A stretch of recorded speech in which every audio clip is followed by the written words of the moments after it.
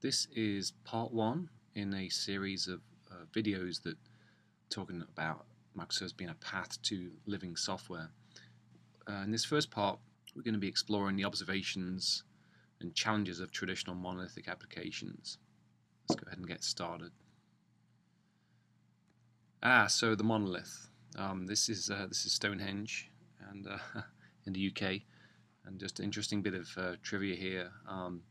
These Stonehenges are roughly around 4,000 to 5,000 years old, and it's somewhat mysterious. And the mystery really, the primary mystery is how the stones came to be, because this particular kind of stone is found in Wales, several over 100 miles away, and so the big one of the big mysteries is how did the stones came to be. There are some other mysteries there too as to what is the purpose of Stonehenge and whatnot. Anyhow, the large monolithic immovable structures, and provides a useful metaphor for the topic that we're discussing today. This is some arbitrary basic code. This basically was my first language that I used as a fledgling developer 30 years ago or so, back in the early 80s. And this is how I used to write code. It used to be just an unstructured stream of instructions. And this is not actually my code. This is some code I just grabbed off the interwebs, but it brings back some pleasant memories. The code that I wrote as a kid has since been confined to the trash can of no longer is available, and that's probably not a bad thing. So this is obviously unstructured, large monolithic software structure here. Unfortunately, I still come across shell scripts written like this. Oh well, never mind. So since the early days of computing, we have decomposed big things into smaller, more manageable chunks.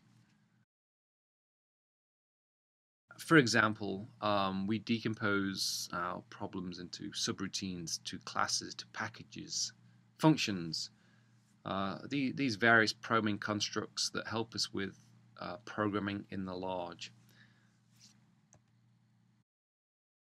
But these are logical things that help us, and then when it all comes to when the application is deployed, we kind of bring them all back together. So they're logical as opposed to physical.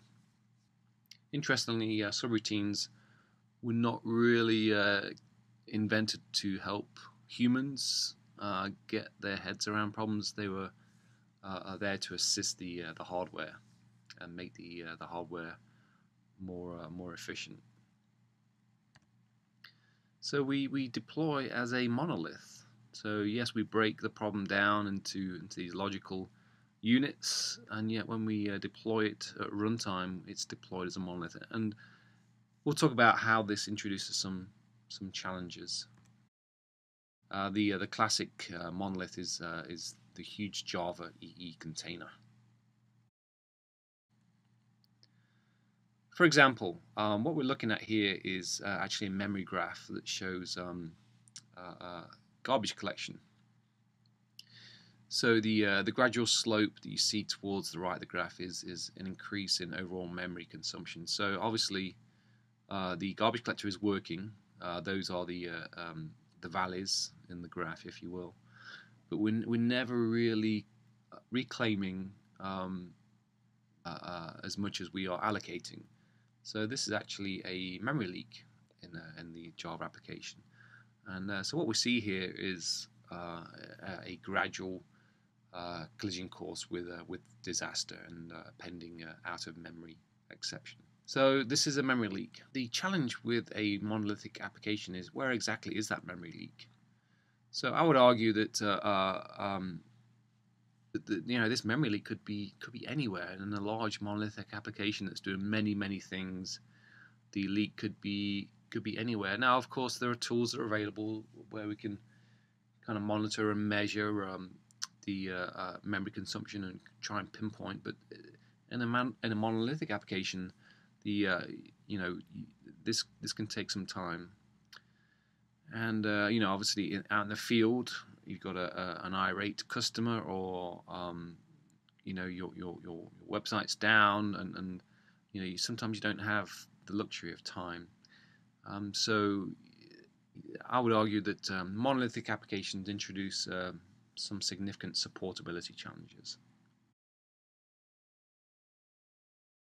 This is a blueprint of the Titanic, and we all know the Titanic was pitched as being somewhat unsinkable. And a design feature that I want to draw your attention to is the design of these supposedly isolated bulkheads. We can see there at the base of the ship there. The idea being that if a bulkhead was compromised, let's say it struck an iceberg. Let's go with iceberg. The idea being that if water came gushing in, that it would be contained to that particular bulkhead, and the rest of the ship wouldn't be compromised. Now, of course, that was the intention. We obviously know that was flawed, because the water did actually gush over the tops of the bulkheads, and I think there were multiple bulkheads that were compromised in this case. So what does this have to do with software and monolithic applications and architectures?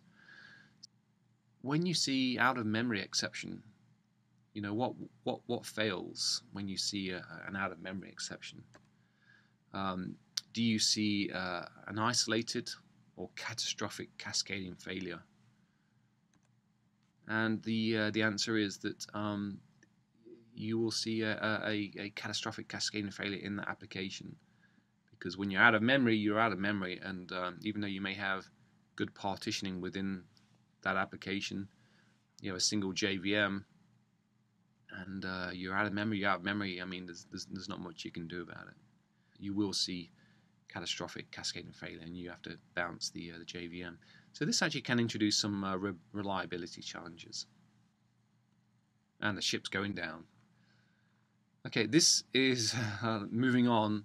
What we're looking at here is a dependency diagram of all the classes in a large monolithic application. And I'm sure we've come across this before. It all starts out great, but eventually a tangled web we weave as we continue, and as the application ages. And we call this the big ball of mud, and it does introduce some significant challenges. One of the biggest challenges, at least, is for me, or any developers, trying to get your arms around this and understand the nature of the application. It's certainly beyond my comprehension, and it's too big to fit into my head. You cannot take a piece and just try and understand it in isolation. You are forced to continue navigating through the rest of the graph. It also becomes quite hard to add and upgrade dependencies, leading to stale stacks. So again, when you start off and you're building your base, your stack, and you're using the latest and greatest of all those wonderful open source third-party components. But as your application grows, it becomes quite tricky to continue to use the latest and greatest, and you end up with stale stacks over time. Another challenge is we're continuously requested to do more and more, faster.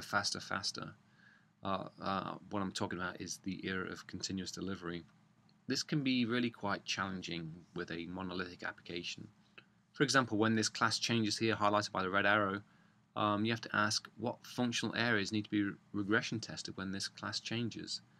And with a big ball of mud like this, it's who knows? There could be subtle side effects. To be risk averse, you may be forced to test the entire thing, and that might be okay if you have plenty of automation and good coverage. But not everybody is in that position. So I would argue that with a large monolithic application that's aged over time, maintainability challenges are certainly introduced. Talking more about continuous delivery and monolithic architectures, I want to draw your attention to a presentation by Rachel Laycock, and she touches on that subject and expands more as to why monolithic architectures would impede continuous delivery. So draw your attention to that resource. Another challenge with monolithic applications are they can take forever to build. This is we're looking at a large application here, and it's taken almost 20 minutes to build. Now, I don't know about you, but as a developer, I'm looking for a fast edit, compile, debug, test cycle. And when I'm having to wait 20 minutes to get some of that feedback, my mind starts to wander, and then when the build's ready, I have to remind myself, what change did I just make? What am I looking for again? So the challenge here is that monolithic applications can be a real productivity killer. Kind of along the same lines, monolithic applications can take forever to get on their feet. This is an output from a tomcat.log. It doesn't kind of really matter, but this particular server took a fair amount of time to get on its feet, and the all services provided in the application are largely 100% unavailable during this time. So I would argue that monolithic applications introduce availability challenges, and of course serviceability challenges too. So I used to work at a large airline and a large .com website to support the airline. We had to use time windows at the weekend during the night where there was low activity before we could kind of roll out some changes. Obviously, during the week, content which were considered low risk could be pushed out at any time during the day, but significantly deeper application or database or any other kind of change, we had to, where there was more risk, we had to do these kind of off-peak hours. And also we had multiple data centers, and we would kind of switch all the traffic to one data center. We would service the out-of-band data center, test the change internally, and then switch the traffic over once we were happy, and then repeat on the other side. But again, in an era of continuous delivery, you want to be able to roll out changes, outside of those windows, and yet still provide a good level of service to your customers or users. And monolithic applications, when they take a couple of minutes to start up, it's not good. Both availability challenges and serviceability challenges are introduced with traditional large monolithic applications. Now let's talk about team structure, and with a large monolithic application, let's say that you're under pressure as a team, to kind of boost velocity and add more and more features, and it's really quite tricky to scale the team quickly. You've probably heard of the term "too many cooks spoil the broth," and that is true too. If you have an existing application, a significant code base, and it's a monolithic architecture, and you want to quickly kind of boost the velocity and number of features, and you want to add very quickly more resources, more developers to the mix, don't expect that you'll get good results from that, for that reason. So I would argue that monolithic applications, they certainly impede the ability to scale the team, because you will have more collisions, more contention, and basically people just kind of get on each other's toes. So let's review the challenges of monolithic applications. We talked about maintainability. We talked about how it can impact availability, supportability, productivity, serviceability, and reliability. And finally, we talked about team growth. That concludes part one of this series. in part 2, we'll be continuing the conversation and exploring, introducing microservices and exploring where they are used, and taking a stab at defining what microservices are. Thank you.